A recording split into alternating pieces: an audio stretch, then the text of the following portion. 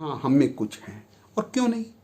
जहाँ दुनिया में 27,25,000 लोग संक्रमित हो गए और 1,90,000 के लगभग डेथ हो गई, वहाँ भारत में सिर्फ आज के दिन भी लगभग 770 के लगभग डेथ हैं और 23,500 केस हैं। और क्या कारण है ये?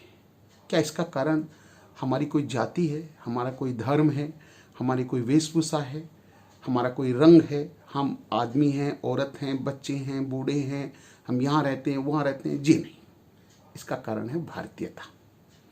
और दूसरा कारण है ये लॉकडाउन। हमारे जैसे प्रधानमंत्री जी ने और बहुत जल्दी 2 दिन का जनता कर्फ्यू और उसके बाद ये लॉकडाउन, और आज मोटा मोटी 30 दिन 32 दिन पूरे हो गए। तो ये हमारी सोशल डिस्टेंसिंग, हमारे हाथ धोने की 2 गज जमीन की दूरी जो आज प्रधानमंत्री जी ने कही, उसका हम लोगों ने पालन किया, मिडिल क्लास के लोगों ने, हमारे ग्रामीण लोगों ने पालन किया, हमारे देश के जो बड़े बड़े इंडस्ट्रिस्ट हैं, व्यापारी हैं, सब लोगों ने पालन किया और सब लोगों ने किया। इसके कारण हम बचे भी हैं।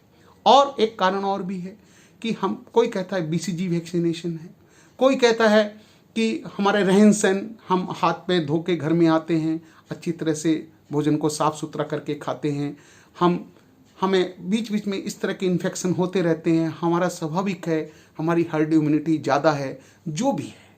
एक बात मानना पड़ेगा कि जहाँ अमेरिका में 50 लाख टेस्ट हुए और मौत हो गई कम से कम 50,000 से बेसी, 9 लाख से ज़्यादा केस प्रभावित हैं। जर्मनी के अंदर डेथ कम, देखिए जर्मन में 5,500, कोई बात है, जबकि इन्फेक्शन वहाँ पर लगभग 1.5 लाख हो चुका है फ्रांस के जैसे। फ्रांस में वहाँ 1 लाख, फ्रांस में कम से कम 20,000 मौत हो चुकी हैं, इटली के अंदर 25,000 मौत हो चुकी हैं, UK के अंदर वही 18-20,000 मौत और लाख लोग इन्फेक्टेड हो चुके हैं।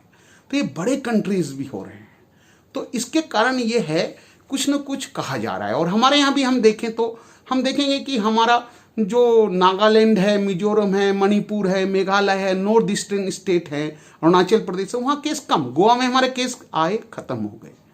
हमारे भी मध्य प्रदेश, राजस्थान, गुजरात, दिल्ली और सबसे ज़्यादा मुंबई में केस हैं, फिर तमिलनाडु, तेलंगाना में, बाकी जगह बहुत कम।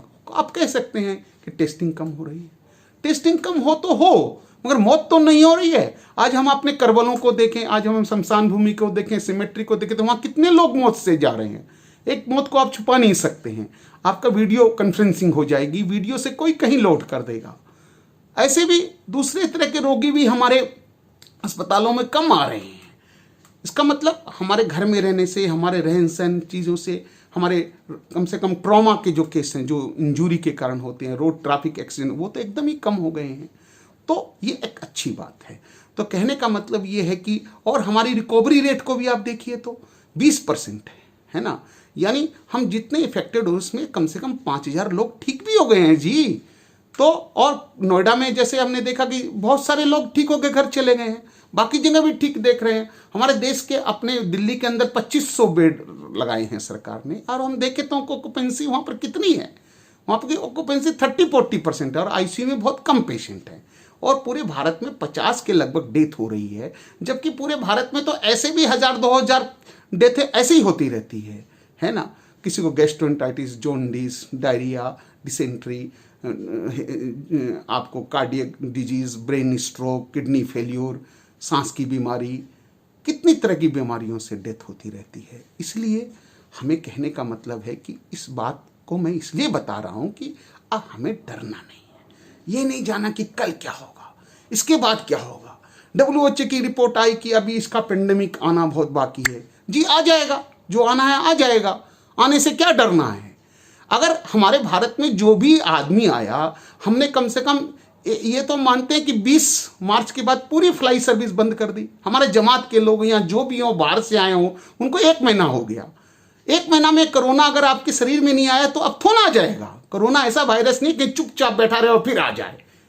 कोरोना एक बार आया तो उसका प्रकाश जरूर आएगा। या तो आपकी बीमारी नहीं होगी, जैसे 80% में नहीं हुई, छोटी मोटी 15% में होगी, 4% में सीरियस होगी, इतनी भी उनको होगी जिनको diabetes, hypertension, kidney disease, liver disease, brain की डिजीज, कैंसर आदि हैं, या और तरह की दवाइयाँ वो स्टेरॉइड ले रहे हैं।